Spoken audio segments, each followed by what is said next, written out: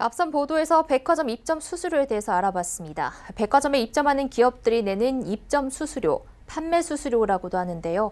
오늘 이슈플러스에서는 이 수수료 제도가 어떻게 생겨난 건지부터 시작해서 앞으로 어떻게 나아가야 할지 방향에 대해서 짚어보겠습니다. 관련 전문 경력 갖고 계신 경영 컨설팅 업체 비즈니스 인사이트 김은호 대표님과 고현정 경제산업부 기자가 스튜디오에 자리했습니다. 안녕하세요. 안녕하세요. 안녕하세요. 자, 먼저 고 기자, 우선 백화점 입점 수수료 제도에 대해서 설명 좀 부탁드릴게요. 네, 쉽게 말하면 백화점에 입점하거나 납품하는 업체가 그 매출의 몇 %까지를 백화점에 지출을 지하게 되는지를 말하는데요. 백화점이라는 플랫폼을 이용하는 이용료라고 보시면 됩니다. 현재는 평균 30% 수준으로 설정이 되어 있고 패션이나 의류 쪽이 다소 높은 편입니다. 백화점 입장에서는 거의 이 수수료로 100% 경영을 꾸려가기 때문에 양측 모두에게 굉장히 중요한 이슈입니다. 네, 김 대표님께서는 백화점에서 오랫동안 근무를 하시기도 하셨고 또 백화점 수수료 관련해서 오랜 기간 연구를 해오신 걸로 아는데요. 이 제도가 일본에서 시작이 됐다고요? 네, 그렇습니다.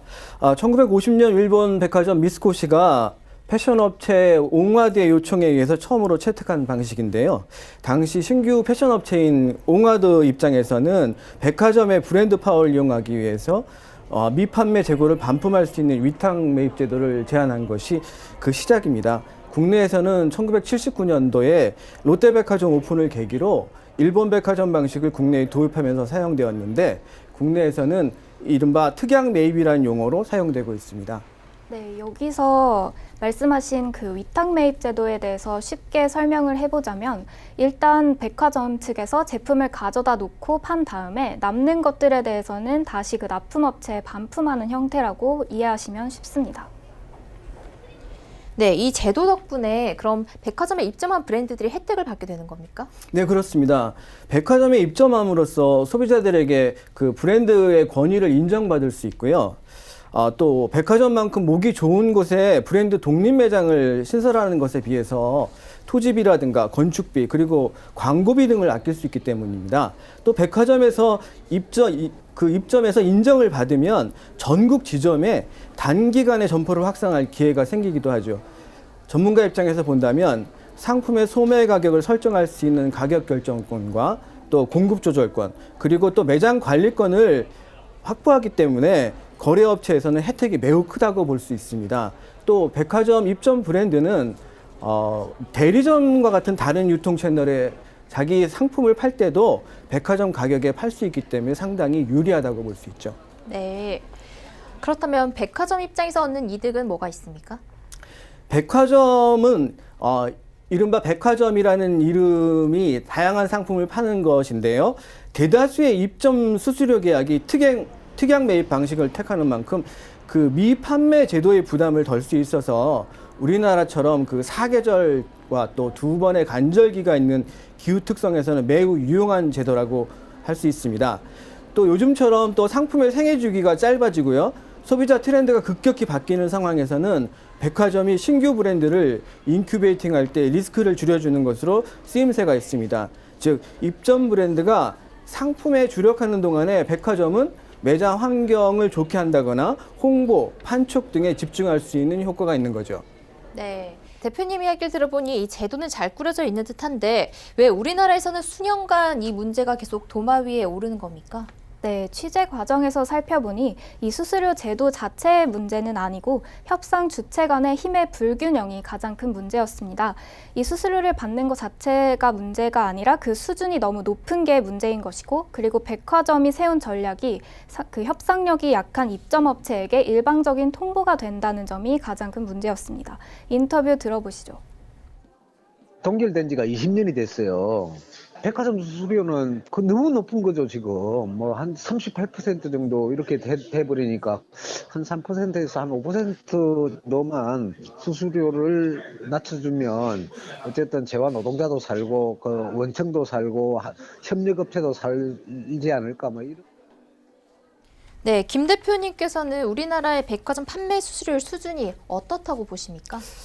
우리나라의 백화점 수수료의 경우에 다소 높다는 생각을 하고 있습니다. 왜 그런가 살펴보면 외환위기 이후에 지방백화점과 수도권의 소형백화점이 대형 백화점으로 재편화되면서 이들 백화점 경영진들이 다점포를 통한 규모의 경제성을 좀 과신화했기 때문이 아닌가라고 생각하는데요. 그래서 수수료율을 매년 0.5% 정도씩 올렸어요. 그렇기 때문에 물론 도심의 임대료가 급등하고 업체 간 경쟁력이 더욱 심화되면서 백화점에 입점하고자 하는 업체들이 많았기 때문에 또 수요 공급의 원칙에 의해서 또 이러한 현상이 자연스럽게 나타났다고도 볼 수가 있습니다. 네, 지금 실제로 35%가 넘는 수수료율 때문에 매우 힘들어하는 업체들이 많다고 하는데요. 일본에 참고할 만한 사례가 있을까요?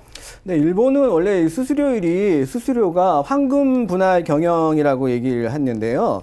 백화점과 거래업체에게 서로에게 가장 도움이 되는 선에서 수수료 조정이 이루어진 상황을 말합니다. 1990년대 이전까지는 큰 무리 없이 이 제도가 이어져 오다가 그 이후에 백화점이 사양화가 되면서 쇼핑몰과 대형마트, 카테고리 킬러의 확장으로서 소매업에서의 백화점 점유 비율이 좀 낮아졌습니다. 그러다 보니까 백화점을 거래처로 인식하던 업체들이 쇼핑몰이라든가 다른 곳으로 임대료 방식으로 거래처를 변경했어요. 약간 비싸게 느껴지던 수수료가 자연스럽게 시장이 인정하는 수수료율로 변화한 상황인 거죠. 네, 방금 말씀해 주신 것 중에 카테고리 킬러를 다시 한번 설명을 해드리자면 패션이면 패션, 가전제품이면 가전제품 이런 식으로 특정 카테고리를 정해서 그것의 전문 매장이라던가 이런 것들이 속속 생겨나고 있는 것을 말합니다. 즉, 유통 채널의 다변화가 그것의 사례라고 보시면 됩니다. 네, 이 판매 채널이 다양해지면서 시장이 자유롭게 수수료율을 조절한 일본의 사례를 볼 때 우리나라도 접점을 잘 찾으면 좋을 것 같은데요. 네, 물론 공정위에서 최근 들어 이 문제에 주목을 하면서 이제 수수료율은 더 이상 높아지지는 않고 유지가 되고 있는데요. 그래도 현장에서는 동결보다는 하락할 필요성에 대해서 좀 더 목소리를 높이고 있습니다. 또 물밑에서는 여전히 수수료율 인상을 둘러싸고 악의 다툼을 하고 있다는 제보가 들어오기도 하는데요. 또 최근 온라인 시장이 커지면서 오프라인 점포의 영향력도 줄고 그 역할 자체도 조금씩 변화하고 있기 때문에 그 수익과 운영 구조에 대해서도 좀 더 고민해볼 필요가 있지 않나 그런 생각이 들었습니다.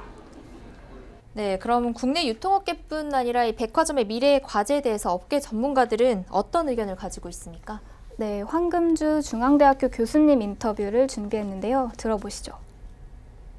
큰 폭의 그런 세일을 통해서 소비자를 유인을 하고 있습니다. 그러다 보니까 수익이 굉장히 감소를 할 수밖에 없고 거기에다가 높은 입점 수수료를 내야 하기 때문에 이 백화점 입점 중소기업들의 그런 부담이 굉장히 크고 백화점 같은 경우에는 공간을 활용을 하는 그런 그 비즈니스 모델을 찾아서 돌파를 할 수밖에 없다고 보여지고 해외의 예처럼 두바이 몰처럼 종합 엔터테인먼트 공간으로서의 활용을 강화한다거나 소비자들이 온라인몰에서는 직접 눈으로 보거나 체험을 할 수 없기 때문에 그런 한계를 이제 이 그 백화점에서는 체험 마케팅을 통해 가지고 네, 이달 내 중소기업 중앙회에서 실시하는 백화점 판매 수수료 관련 현황 조사 결과도 나올 예정인데요.